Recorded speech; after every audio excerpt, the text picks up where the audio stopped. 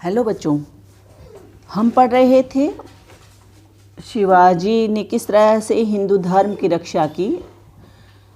तो उसी पद को हम पढ़ रहे थे, तो हम वापस पढ़ते हैं। वेद राखे विदित पुराण पर सिद्ध राखे, राम नाम राखे रति अति रसना सुघर में। हिंदुवन की चोटी रोटी राखी है सिपाहीन की, कांधे में जनेऊ राखे माला राखी घर में। मीडी राखे मुगल मरोड़ी राखे पातशाह, बेरी पीसी राखे वरदान राख्यो कर में। राजन की हद राखी तेग बल शिवराज, देव राखे देवल स्वधर्म राख्यो घर में। शब्दार्थ देख लो बच्चों। विदित प्रसिद्ध, रसना जीभ, सुगर सुंदर, रोटी आजीविका,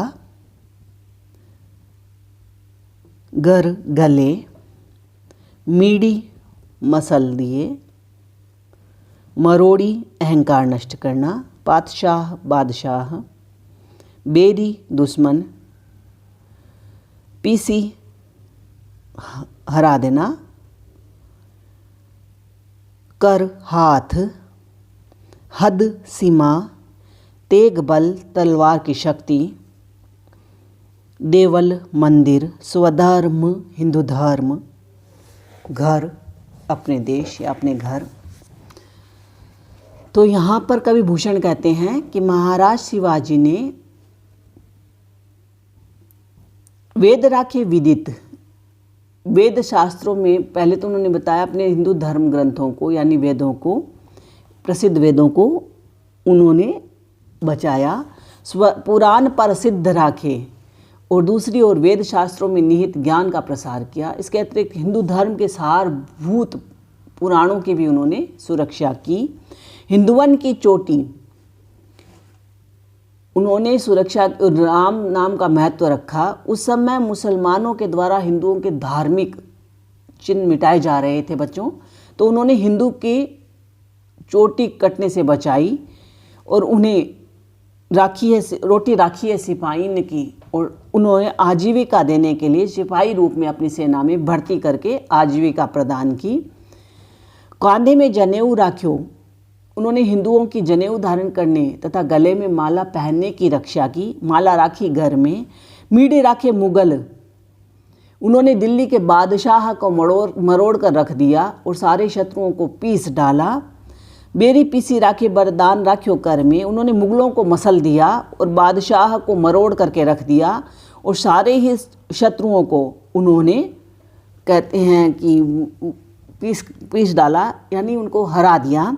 वरदान राख्यो कर में, और साथ ही अपने हाथ में वरदान की शक्ति रखी, अर्थात जो शरण में आया उसकी रक्षा उन्होंने जरूर की।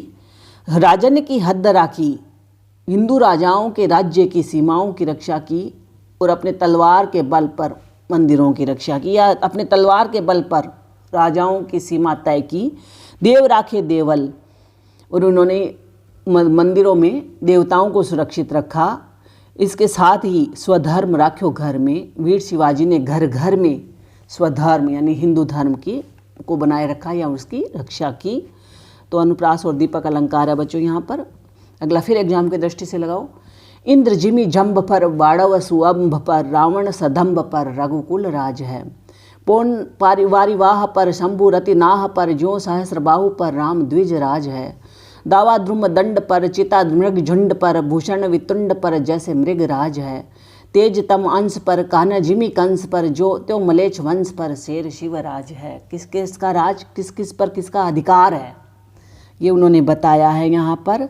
तो पहले हम देख लेते हैं शब्दार्थ। जिम मतलब जैसे, जंभ मतलब जंभासुर, बाड़व बड़वाग्नि, बड़वाग्नि होती है जो समुद्र में लगने वाली, जल की लहरों में ही लग जाती है घर्षण से ही, उसको बड़वाग्नि कहते हैं, जल में लगने वाली को। सुअंभ पानी, सदम्भ घमंडी, वारिवाह बादल, रतिनाह कामदेव, दावा अधिकार, द्रुमदंड द्रुमदंड मतलब वृक्ष, वृक्षों पर, दावा मतलब होती है दावाग्नि। वितुंड हाथी, मृगराज शेर, तेजतम प्रकाश का अंधकार, तम मतलब अंधकार, अंश मतलब हिस्सा, कान्ह कन्हैया, कंस कंस पर, त्यों वैसे, मलेच्छ वंश मुगल वंश, शेर सिंह के समान, शिवराज शिवाजी। तो इंद्र जिमी जंब पर, जिस तरह से कवि भूषण कहते हैं कि इंद्र ने जिस प्रकार जंबासुर नामक दैत्य पर आक्रमण करके उसे मारा था, और जिस प्रकार यानी इंद्र का हमेशा दावा जंबासुर पर रहा, बाड़व सुअंब पर, और बड़वाग्नि समुद्र के पानी को जलाकर सोख लेती है। रावण सदंब पर रघुकुल राज है, और अभिमानी एवं छल कपटी रावण पर जिस प्रकार श्री राम ने आक्रमण किया था। पौनवारी वाह पर, जैसे बादलों पर वायु के वेग का प्रभुत्व रहता है। शंभुरति नाह पर, और जिस प्रकार कामदेव पर शिवाजी ने रति के पति कामदेव को भस्म कर दिया था। जो सहस्रबाहु पर राम द्विजराज है, और जिस प्रकार सहस्रबाहु यानी कार्तवीर्य राजा को परशुराम ने आक्रमण कर मार दिया था। दावा द्रुम दंड पर, चिता मृग झुंड पर, और जिस प्रकार उन्होंने कहा जंगली वृक्षों पर दावाग्नि जैसा अपना प्रकोप दिखलाती है, पेड़ों के घर्षण से भी अग्नि लगती है, उसको दावाग्नि कहते हैं। तो जिस तरह से जंगली वृक्षों पर दावाग्नि का अधिकार है, और जिस प्रकार वनराज सिंह का हिरणों के झुंड पर आतंक रहता है। भूषण वितुंड पर जैसे मृगराज है, और भूषण कवि कहते हैं कि हाथियों के झुंड पर, हाथियों पर मृगराज सिंह का आतंक रहता है। जिस प्रकार सूर्य की किरणें तेजतम अंश पर, कान्ह जिमी कंस पर, कि तेज की सूर्य की किरणें अंधकार को समाप्त कर देती हैं, और दुष्ट कंस पर जिस तरह आक्रमण करके भगवान श्री कृष्ण ने उसका विनाश कर दिया था, उसी प्रकार त्यों मलेच्छ वंश पर शेर शिवराज है।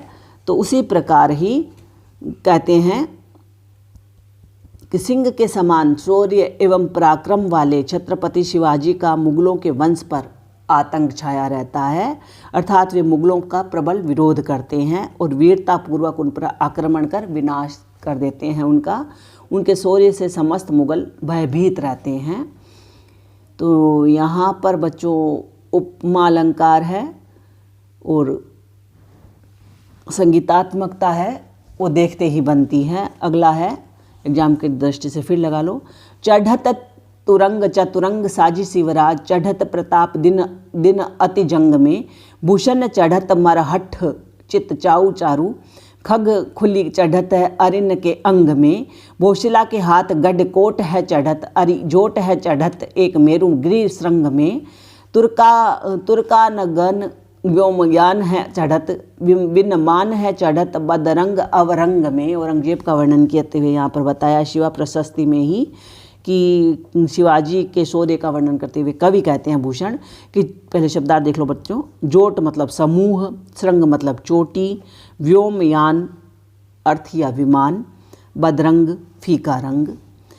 तो कवि भूषण कहते हैं कि जब शिवाजी अपनी चतुरंगिनी चढ़त तुरंग चतुरंग साजी शिवराज, शिवाजी है शाहजी के पुत्र शिवाजी हैं, वो जब अपनी चतुरंगिनी सेना को सजाकर अर्थात अति उत्साह में भरकर चढ़त तुरंग घोड़े पर चढ़ते हैं, तब चढ़त प्रताप दिन दिन अति जंग में, तब उनके अंग अंग में प्रतिदिन ही उनका प्रताप बढ़ता जाता है, यानी उनकी शक्ति अंग अंग में समाहित होती जाती है।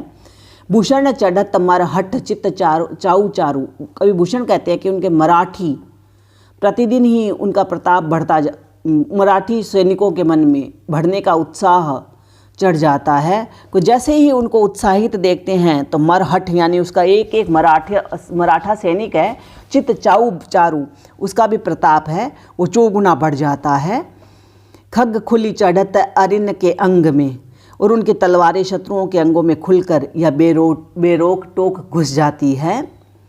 बोसिला के हाथ गढ़कोट है चढ़त। बोसिला राजा शिवाजी के हाथ में शत्रुओं के किले आ जाते हैं, यानी वो शत्रुओं के किलों को जीत लेते हैं।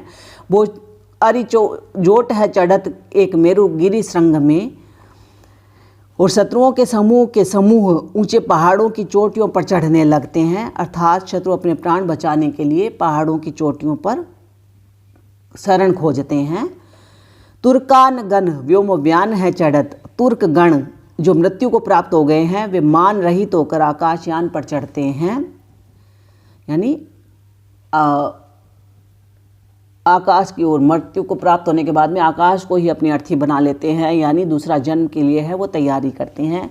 बिन मान है चढ़त बदरंग अवरंग में, और साथ ही उनके मर जाने पर औरंगजेब का रंग फीका हो जाता है। और कहते हैं जैसे ही वो उनके तुर्क गण हैं, तुर्कों के सैनिक हैं, औरंगजेब के सैनिक हैं, जब मर जाते हैं, मृत्यु को प्राप्त कर लेते हैं, तब औरंगजेब का रंग है वो फीका पड़ने लगता है। बाकी हम कल करेंगे बच्चों। धन्यवाद।